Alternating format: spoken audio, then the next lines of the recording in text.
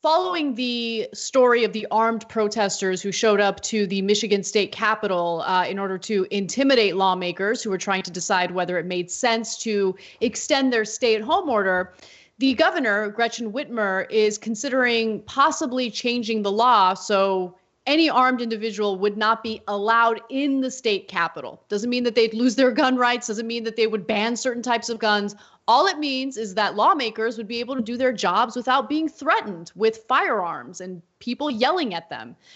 So this is what she told NBC News. There are legislators who are wearing bulletproof vests to go to work. No one should be intimidated by someone who's bringing in an assault rifle into their workplace.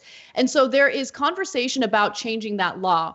I think it's long overdue, and I absolutely support that change. You shouldn't be intimidated going to be the voice of the people who elected you.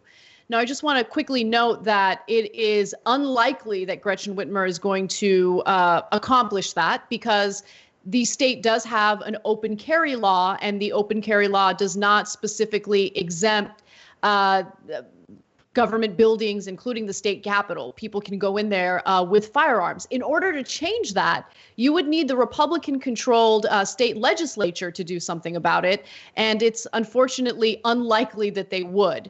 Now, connected to this story is something that's incredible. One of the state lawmakers, a Black woman who was very much intimidated by what was going on, had a security detail with her when she went to work recently.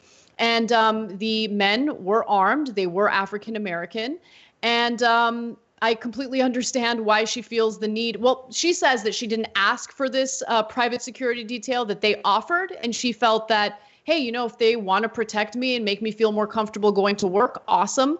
And her name is, by the way, Sarah Anthony, Representative Sarah Anthony. And the men explained their reasoning behind doing this in the next clip. Let's take a quick look at that. You start off by talking to me about why you're here and what your group represents.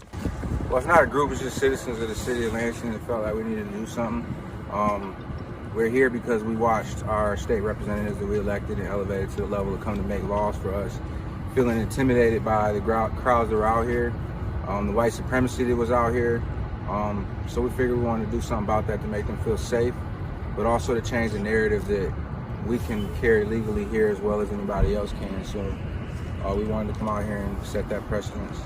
Look, I'm just really happy that no one got hurt, and I'm happy that they were able to protect this lawmaker without any type of retaliation, because we know how people react to armed Black men in this country. And so that was kind of terrifying to read about, but I'm happy that no one got hurt.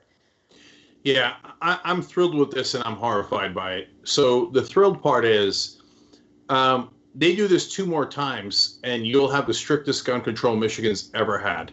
The minute Black folks get in the building with weapons next to Republican legislators is the minute that Republican legislators forget about their Second Amendment rights. Did we say you have unlimited right to carry weapons? I see a Black person with a weapon. Okay.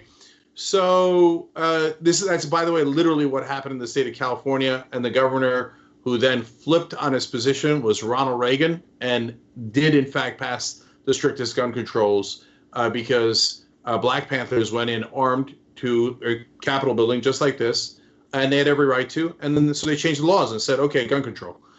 So I love that they did that, and they have just as much right as any American to do it. Now the horrified part is, what are we doing, America? So luckily, and he said the gentleman they referred to white supremacists. Some of them carried Confederate flags and Nazi flags. So what happens when the Confederates, fully armed, show up, and the African American citizens, fully armed, show up on the same day? And then they start screaming at each other. And then what happens? Because they've all got giant weaponry on them. This is insanity. We're never going to do anything about it because our politicians take bribes from the NRA. NRA loves that. They're like, yes, God, please shoot each other. Because every time there's a giant shooting, people then buy more guns.